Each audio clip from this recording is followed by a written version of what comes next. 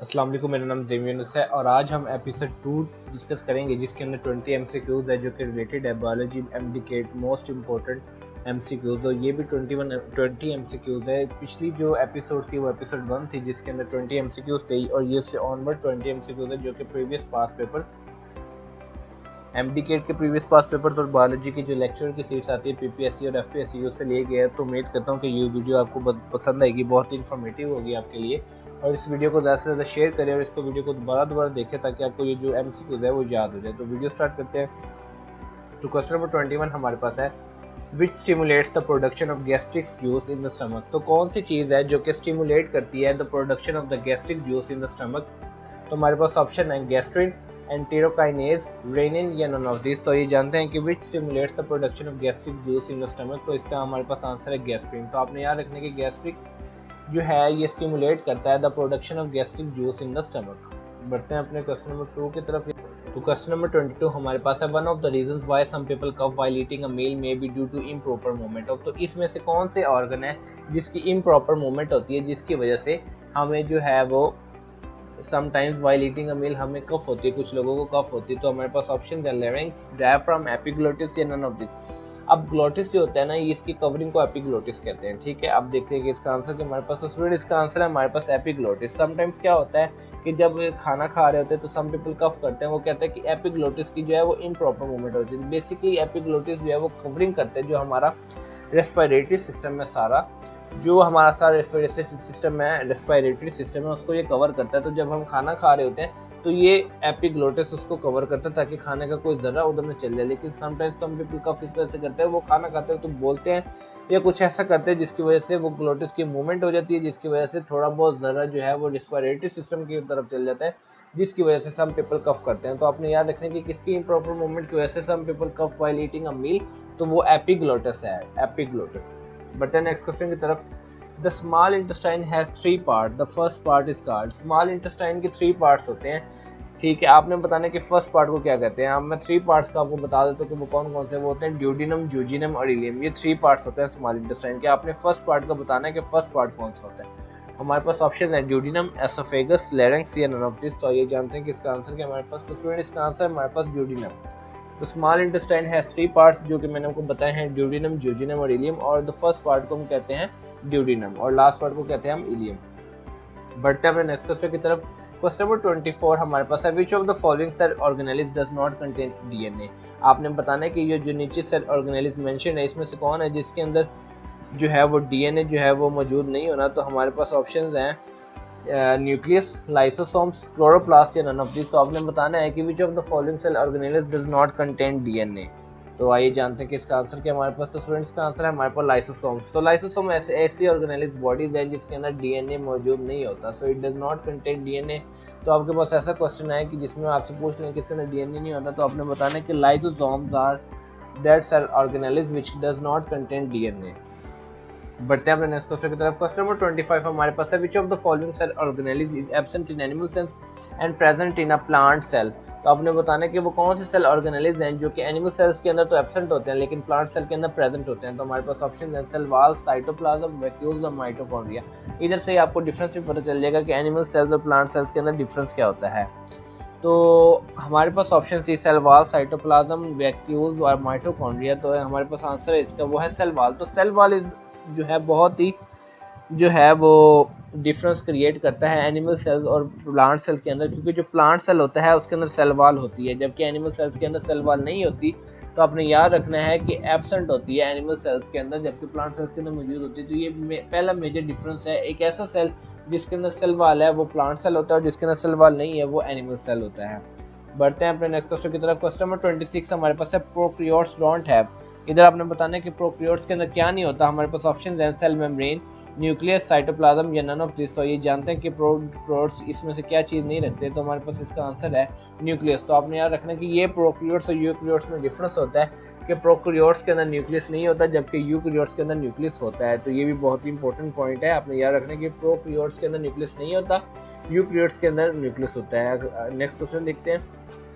Blood vessel which carry deoxygenated blood are called. ऐसी blood vessel जो कि carry करती हैं डीऑक्सीजनेटेड ब्लड को, उनको क्या कहते हैं हम। हमारे पास ऑप्शन हैं आर्टरीज, वेन्स, कैपिलरीज या नन ऑफ दिस। तो ये जानते हैं कि इसका आंसर क्या हमारे पास, तो स्टूडेंट इसका आंसर है हमारे पास वेन्स। तो वेन्स वो ब्लड वेसल्स हैं which carry deoxygenated blood are called veins. तो आपने याद रखना है veins are the blood vessel which carry deoxygenated blood, और जो आर्टरीज होती हैं दे कैरी ऑक्सीजनेटेड ब्लड। बढ़ते हैं नेक्स्ट क्वेश्चन की तरफ, क्वेश्चन नंबर 28, और इस वीडियो का 8वां जो क्वेश्चन है वो हमारे पास है कि amylase becomes denatured at an alkaline pH. कौन सी अल्कलाइन पीएच के अंदर अमाइलेज जो है वो डीनेचर्ड हो जाता है। हमारे पास ऑप्शंस हैं 6, 7, 8, 9। तो आपने बताना है कि अमाइलेज कौन सी अल्कलाइन पीएच के अंदर ऊपर डीनेचर्ड हो जाता है। तो हमारे पास इसका आंसर है 9। तो आपने याद रखना कि amylase becomes denatured at an alkaline pH of 9। तो आपने ये भूलना नहीं है कि अमाइलेज कौन सी अल्कलाइन पीएच के ऊपर डीनेचर्ड हो जाता है। तो इसका आंसर है 9 पीएच के ऊपर अमाइलेज जो है वो डीनेचर्ड हो जाता है। बढ़ते हैं अपने नेक्स्ट क्वेश्चन की तरफ, क्वेश्चन नंबर हमारे पास 29 है, how many kingdoms of life exist. Life के कितने किंगडम्स है। बहुत ही सिंपल क्वेश्चन है, और मगर आपको ये पता होना चाहिए। समटाइम्स होता है कुछ ज़्यादा सिंपल क्वेश्चन होते हैं आपको एग्जाम में पूछ लिए जाते हैं और आपको वो नहीं होता, आप मुश्किल चीज़ें याद रखते हैं। तो आपको बेसिक्स भी पता होनी चाहिए, बेसिक्स से आप नहीं हट सकते। तो हमारे पास कितने लाइफ के किंगडम एग्जिस्ट करते हैं, तो इसका आंसर है 5। तो आपने याद रखना है 5 kingdoms of life are exist. But अब नेक्स्ट क्वेश्चन की तरफ, what content does only a plant cell has. कौन सा कंटेंट है जो सिर्फ प्लांट सेल के पास ही होता है जबकि एनिमल सेल के पास नहीं होता। ये पीछे भी आपको बताया गया था। उम्मीद करता हूँ कि इसके क्वेश्चन को आपको मजीद समझाना नहीं पड़ेगा, आपको खुद ही समझ आ गई होगी कि कौन सी चीज़ है जो कि सेल एनिमल सेल और प्लांट सेल के अंदर डिफरेंस क्रिएट करती है। तो इसके अंदर भी क्वेश्चन थोड़ा सा डिफरेंट तरीके से पूछा गया है कि what content does only a plant cell has. कौन सा कंटेंट है जो सिर्फ प्लांट सेल में होता है। तो हमारे पास ऑप्शन है cell membrane, cell wall, cytoplasm और क्रोमेटिन। तो ये जानते हैं कि इसका आंसर हमारे पास, तो इसका आंसर हमारे पास सेल वाल। मैंने आपको पहले बताया था कि प्लांट सेल के अंदर सेल वाल होती है, एनिमल सेल के अंदर सेल वाल एब्सेंट होती है। तो आपने याद रखना है कि सेल वाल प्लांट सेल जो है वो सेल वाल कंटेन करता है और एनिमल सेल के अंदर नहीं होती। तो अगर इनमें से देखें तो cell wall is a major content of a plant cell. बढ़ते हैं अपने नेक्स्ट क्वेश्चन की तरफ, क्वेश्चन नंबर 31 हमारे पास है, which of the following allows precise muscular movements. इसमें से वो कौन सी चीज़ है जो कि अलाउ करती है प्रीसाइज मस्कुलर मूवमेंट्स को। तो हमारे पास ऑप्शन है सेरिब्रम, थैलेमस या हाइपोथैलेमस। तो ये जानते हैं कि इसका आंसर क्या हमारे पास, तो इसका आंसर है हमारे पास सेरिबेलम। तो आपने याद रखना है कि cerebellum allows precise muscular movements. तो अगर आपसे पूछा चले जाए कि आप क्वेश्चन के अंदर के सेरिब्रम का क्या फंक्शन है, थैलेमस, हाइपोथैलेमस, तो इनके सब के फंक्शन आपको मालूम होने चाहिए। तो अगर प्रीसाइज मस्कुलर मूवमेंट्स की बात करें तो वो सेरिबेलम का रोल है। Cerebellum allows precise muscular movements जो कि ब्रेन का पार्ट है। बढ़ते हैं नेक्स्ट क्वेश्चन की तरफ, क्वेश्चन नंबर 32 हमारे पास है, the process in which sperm joins with an egg. इस प्रोसेस को क्या कहते हैं जिसके अंदर स्पर्म जो है वो एग के साथ ज्वाइन हो जाता है। उस प्रोसेस को क्या कहते हैं, उसको पोलिनेशन कहते हैं, रेस्पिरेशन कहते हैं, फर्टिलाइजेशन कहते हैं, ये एसेक्सुअल रिप्रोडक्शन कहते हैं। तो आइए जानते हैं कि इसका आंसर क्या है, the process in which sperm joins with an egg. तो हमारे पास आंसर है फर्टिलाइजेशन। ये बहुत ही इंपॉर्टेंट क्वेश्चन है, इसको आपने याद रखना है, भूलना नहीं है। The process in which sperm joins with an egg is called as fertilisation. बढ़ते हैं अपने नेक्स्ट क्वेश्चन की तरफ, क्वेश्चन नंबर 33 हमारे पास है, from right ventricle the blood is pushed into. Right ventricle से ब्लड जो है वो किस तरफ पुश होता है। हमारे पास ऑप्शन है पल्मोनरी ट्रंक, ब्रेन, एओर्टा या नन ऑफ दिस। तो ये जानते हैं कि राइट वेंट्रिकल से ब्लड जो है वो किस तरफ पुश होता है, तो पल्मोनरी ट्रंक की तरफ पुश होता है। तो आपने याद रखना है कि आपको पता होना चाहिए कि लेफ्ट वेंट्रिकल, राइट वेंट्रिकल और एट्रियम जो होते हैं दोनों राइट और लेफ्ट, इनके क्या क्या फंक्शन है, ब्लड कहाँ से कहाँ मूव करता है। अगर राइट वेंट्रिकल की बात करें तो पल्मोनरी ट्रंक जो है, पल्मोनरी ट्रंक के अंदर राइट वेंट्रिकल। क्वेश्चन नंबर 34 हमारे पास है, अपर कलम इज प्रेजेंट इन। तो आपने बताना है कि अपर कलम किसके अंदर प्रेजेंट होता है। हमारे पास ऑप्शन है बोनी फिश, सी फिश, कार्टिलेजिनस फिश या नन ऑफ दिस। तो आपने बताना है कि अपर कलम कौन सी फिश के अंदर प्रेजेंट होता है। तो हमारे पास इसका आंसर है बोनी फिश। तो ये क्वेश्चन आपने आंसर आपने नहीं बोलना कि अपर कलम के अंदर प्रेजेंट होता है, तो ये बोनी फिश के अंदर प्रेजेंट होता है। बढ़ते हैं अपने नेक्स्ट क्वेश्चन की तरफ, क्वेश्चन नंबर 35 हमारे पास है, the food ground in cockroaches. जो फूड ग्राउंड कॉकरोच के अंदर होता है वो किसके अंदर होता है। हमारे पास ऑप्शन है मेसेंट्रॉन, क्रॉप, गिजर्ड या इंटेस्टाइन। तो ये देखते हैं कि इसका आंसर हमारे पास क्या है, फूड ग्राउंड जो है वो कॉकरोच के अंदर कहाँ प्रेजेंट होता है। तो हमारे पास ऑप्शन ये मौजूद है, देखते हैं कि इसका आंसर क्या है। तो इसका आंसर गीजर्ड। तो आपने याद रखना है the food ground in cockroach in gizzard, यानी गीजर्ड के अंदर फूड जो है वो ग्राउंड होता है, जो फीड वो जो है बर्ड खाता है वो सारा जो है वो गीजर्ड के अंदर जो है वो ग्राउंड होता है। जो कि ये जो गीजर्ड है ये कैसा है, जस्ट लाइक अ स्टमक है। जो कि ह्यूमन बींग्स की बात करें तो उसके अंदर स्टमक होता है, एनिमल्स की बात करें तो उनके अंदर भी स्टमक होता है, लाइक हॉर्स के अंदर स्टमक होता है। अगर हम रूमिनेट्स की बात करें तो उनके अंदर 4 कंपार्टमेंट स्टमक होता है, ठीक है। और गीजर्ड जो है ये स्टमक का रोल अदा करता है बर्ड्स के अंदर, like we have a chicken, we have a parrots, उनके अंदर जो गीदड़ जो है उसके अंदर जो फीड जो है वो ग्राउंड होती है। बढ़ते हैं अपने नेक्स्ट क्वेश्चन की तरफ। What does allelopathy means? Allelopathy का मतलब क्या है? आपको पता चाहिए कि what does allelopathy mean? A disorder of speech, a disorder of hearing, a disorder of learning या नन ऑफ अबव। तो आइए जानते हैं कि लैलोपैथी मीन क्या होता है। तो लैलोपैथी का मतलब है अ डिसऑर्डर ऑफ स्पीच। तो आपने याद रखना है, अ डिसऑर्डर ऑफ स्पीच को लैलोपैथी कहते हैं। स्पीच यानी कि बोलने के अंदर कोई डिसऑर्डर आ जाता है तो उसको लैलोपैथी कहते हैं। बढ़ते हैं नेक्स्ट क्वेश्चन की तरफ। क्वेश्चन नंबर 37 हमारे पास है, dash is a condition characterized by an abnormal inability to see in dim light or at night। एक ऐसी कंडीशन जिसके अंदर abnormal inability आ जाती है कि हम dim light या नाइट के अंदर देख नहीं पाते, तो ऐसी कंडीशन को क्या कहते हैं? हमारे पास ऑप्शन है, नेक्टेलोपिया, मायोपिया, हाइपरोपिया या ऑल ऑफ द अबव। तो पहले तो अब ये कंडीशन को समझ लें। एक ऐसी कंडीशन जिसके अंदर एक अबनॉर्मल इनएबिलिटी आ जाती है कि हम डिम लाइट या नाइट के अंदर हम जो है वो देख नहीं पाते, तो हमारे पास इसका आंसर क्या है? तो हमारे पास इसका आंसर नेक्टेलोपिया। तो ये आपने नहीं भूलना कि नेक्टेलोपिया क्या चीज़ है। तो नेक्टेलोपिया इज अ कंडीशन है which is characterised by an abnormal inability to see in dim light और एट नाइट। यानी कि मतलब कि रात होगी या डिम लाइट होगी तो बिल्कुल एक एबनॉर्मल इनएबिलिटी हो जाती है टू सी, तो इस कंडीशन को हम कहते हैं नेक्टेलोपिया। बढ़ते हैं नेक्स्ट क्वेश्चन की तरफ। क्वेश्चन नंबर 38 हमारे पास है, carotid artery location in human body.